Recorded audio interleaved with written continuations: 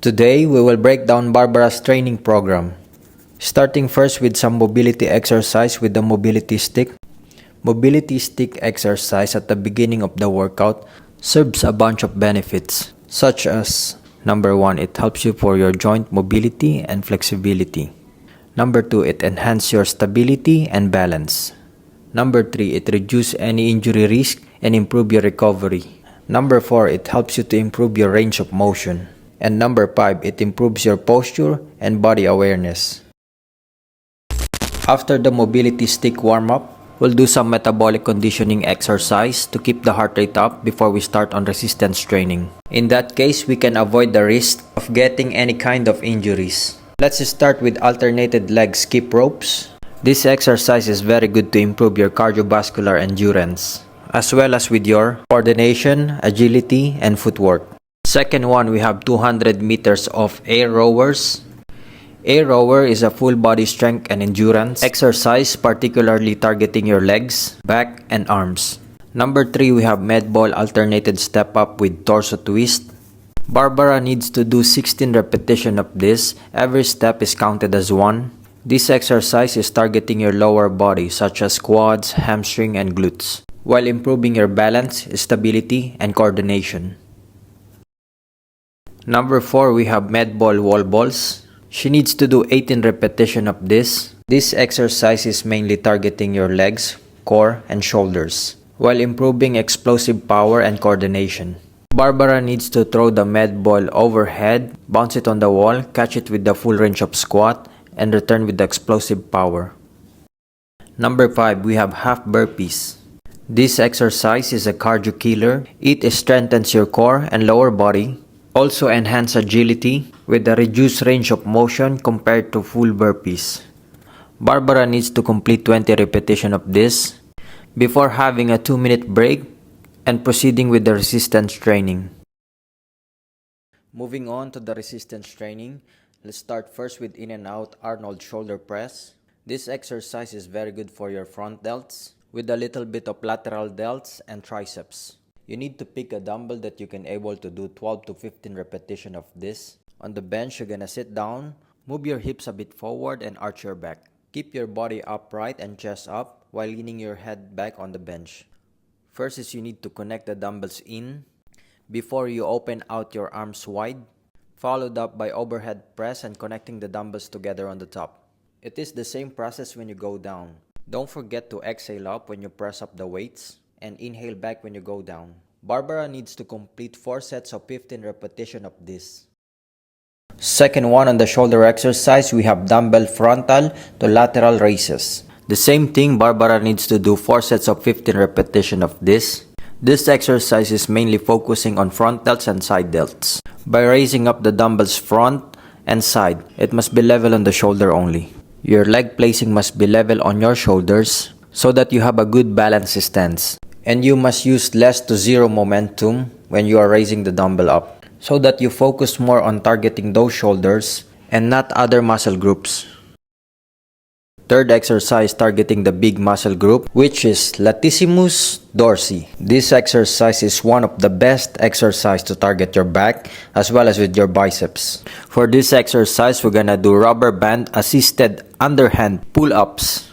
You need to hold on the pull-up bar underhand grip. Then you need to place your knees on the rubber bands and cross your leg back. Then you need to engage your bicep muscles to pull yourself up and try to go higher than the bar, also known as chin-ups. Barbara needs to do 4 sets of 12 repetitions of this before we move on the next exercise. Number 4, we have here T-bar bent over row. This exercise targets 4 different muscle groups, such as lower back, mid-back, upper back, and forearm muscle. This exercise is also one of the best exercise alternative to target your core. Starting first with your legs wider than your shoulder, you need to bend your knees and arch your back 45 degrees on your toes while maintaining a bent over posture.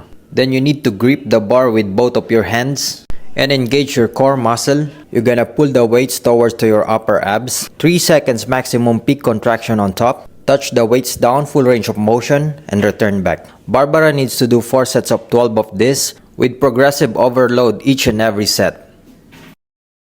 Exercise number 5, another big muscle group. We have here seated leg press machine. This machine is mainly targeting the lower body such as quads, hamstring, tibialis, calves, and glutes, depending on the foot placing as well as with the angle. But for today, let's just make it classic and basic. Barbara needs to place her foot on the middle of the leg press machine and pushing the weights forward to target the front muscle of the legs, which is quads, but without locking the knees. And by the time she returns back the weights, she's engaging the back muscle of the legs, which is hamstring. Barbara needs to do 4 sets of 15 of this.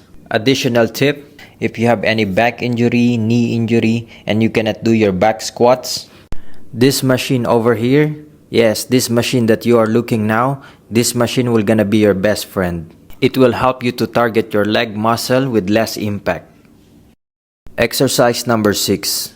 We have full weights plus 10 kilo on the top, machine leg abductor. This machine targets your glutes muscle, specifically the outer part of the glutes, by opening your legs outside or abductor motion.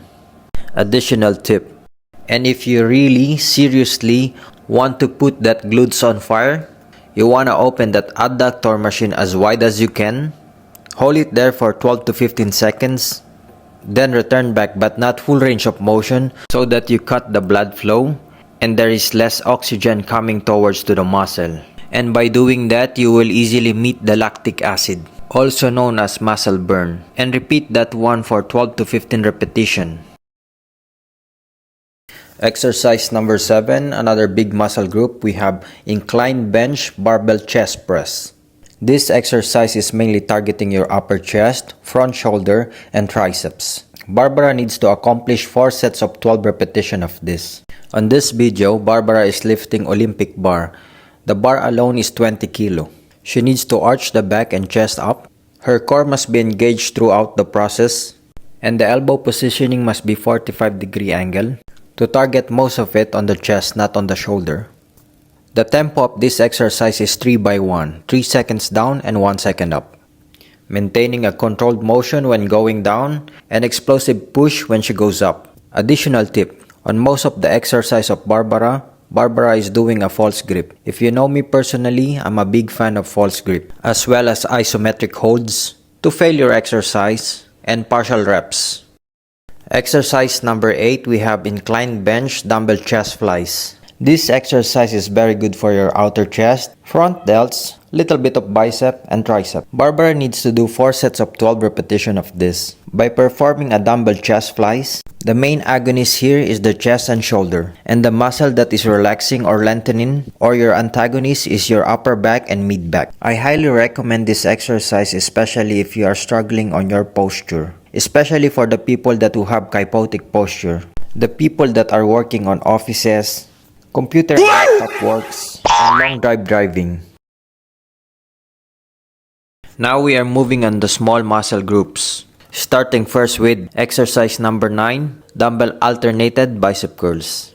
The main purpose of this exercise is to target the bicep as well as with your forearm and a little bit of your shoulder by lifting the dumbbell up while keeping the elbows in and focusing on twisting the pinky on top with 3 seconds peak contraction on top to maximize to target the long head and short head of the biceps.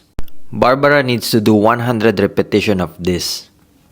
Just joking only, she needs to do 4 sets of 10 repetition of this. By the way, before I forgot, the rest interval on every sets of every exercise is 30 to 45 seconds, depending on rate of perceived exertion or RPE of Barbara. Additional tip, for the ladies that are frightened to start lifting weights because they think that they will grow a dramatic muscle, nothing to worry about because a woman produces a different hormone from a man. Female produce estrogen and male produce testosterone. And the hormone that is responsible for muscle growth is testosterone, not estrogen. You wanna know what is the problem is? The problem is you. You watch too much TikTok. Next exercise, we have exercise number 10, weighted tricep dips. The main target of this exercise is the long head, short head, and middle head of the tricep, with a little bit of shoulders. On the bench, you're gonna sit down, extend your leg forward, you're gonna put the weights on your lap, and the ideal weight is gonna be depending on your fitness level.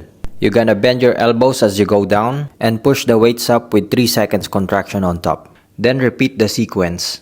On this exercise, Barbara needs to do 4 sets of 12 repetitions. Another thing is don't forget to smile, especially when you are contracting your tricep muscle. Additional tip, try to keep your body next to the bench so that it isolates targeting the tricep. Because if you keep your hips and back away from the bench while you are doing your tricep dips, you're giving a lot of stress and pressure on your shoulders. And the main objective with this exercise is to target the tricep, not the shoulders. Next one, we have alternated hammer curls. The main objective of this exercise is to target the forearm as well as with the long head of the biceps. By raising up the dumbbell straight towards to your shoulders, Barbara needs to do 4 sets of 10 repetitions of this one. Combining alternated hammer curl plus double hammer curl is only counted as 1 repetition. The tempo of this exercise is 1-1-2. 1 hammer curl to the left, 1 hammer curl to the right, and 2 together. This exercise is one of the best exercises to target the biceps so that we can catch up with Anatoly. Next, we have machine jack hammer tricep push down. This exercise mainly targeting the lateral head and medial head of your tricep. Barbara needs to do 4 sets of 10 with this one. She needs to be very near to the machine, hips a bit back and chest a bit forward. Her legs must be wider than the shoulder and foot placing must be 45-degree angle. She needs to flare out the elbows up, level on the shoulder before pushing down and locking up the elbows with 2 to 3 seconds contraction at the bottom. Just FYI ladies, this exercise is a jackhammer tricep push down, not a cable tricep push down where you tuck in your elbows before you push the weights down. Additional tip, this exercise is also a good exercise to develop a push power. So if the sports that you are doing now is related with the push, try to give a shot with this exercise. Moving on to core exercise, we have decline bench weighted sit-up to overhead press. This exercise targets the upper and middle abs as well as with the shoulder. You want to start first by laying down on decline bench, followed up by placing the weights level on your chest. You're gonna engage your core and do the sit-up. And while you are doing the sit-up, you are preparing yourself to overhead press the weights once you reach on the top. Barbara needs to accomplish with the rep range of 3 sets of 20. Additional tip, doing an exercise with the instruction of your coach is only 5% of 100. The remaining 95% is consist of nutrition, consistency, and discipline, not and never been motivation. You need to perform at your best even though that you are under stress so that you get that progress.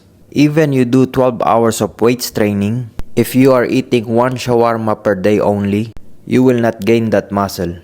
Remember, you hire a personal trainer, not a magician. Next exercise for core, we have decline bench leg raises. The main target of this exercise is the lower abs, which is the most difficult one to develop. Barbara needs to do 3 sets of 20 repetitions of this exercise. She needs to lay down on the opposite way and hang and hold on that decline bench. Then she needs to raise up her leg together and go down with the controlled motion.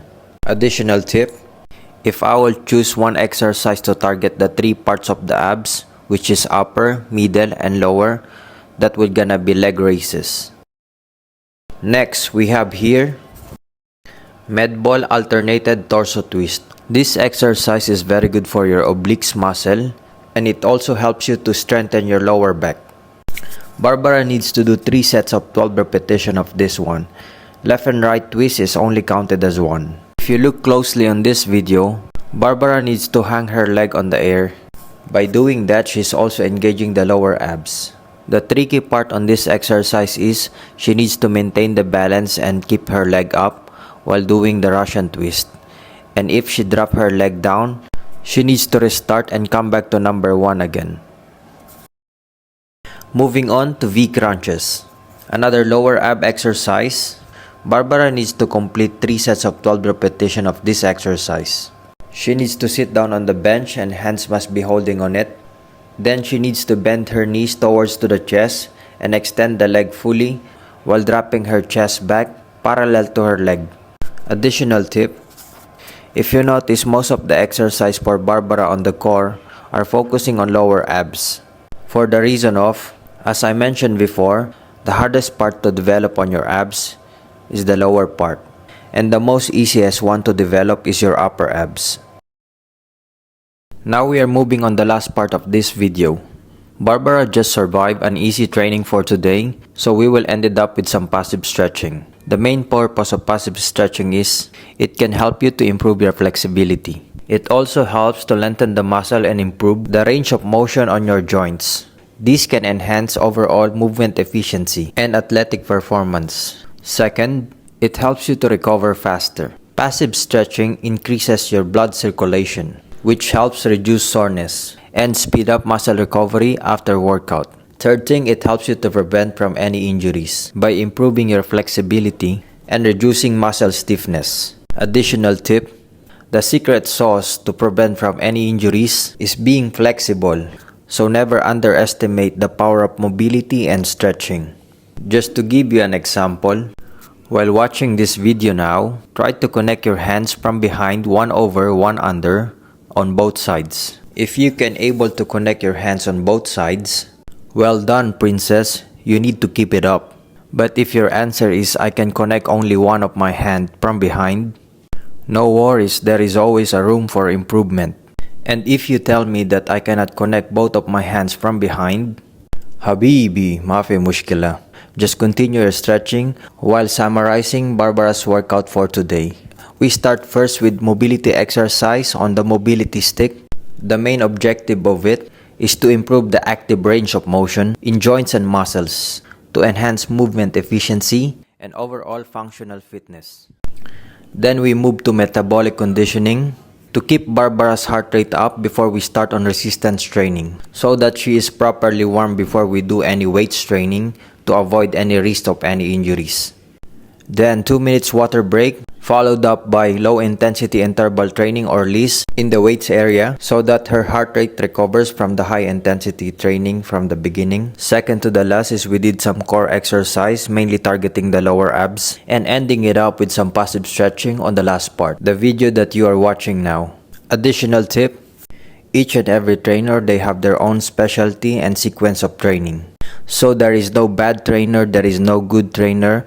Each and every day, we are trying to improve ourselves to be the best version to deliver our service.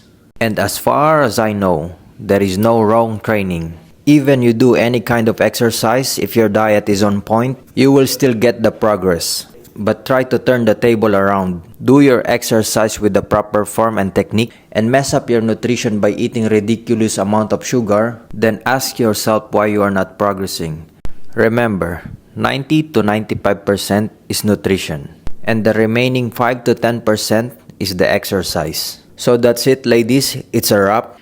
And for those ladies that are wondering who's doing the voiceover on this video, if you look closely and zoom your phone, you will see a lady doing a treadmill. Yes, you're right, that's not me. Because I'm the one who's doing the stretching for Barbara.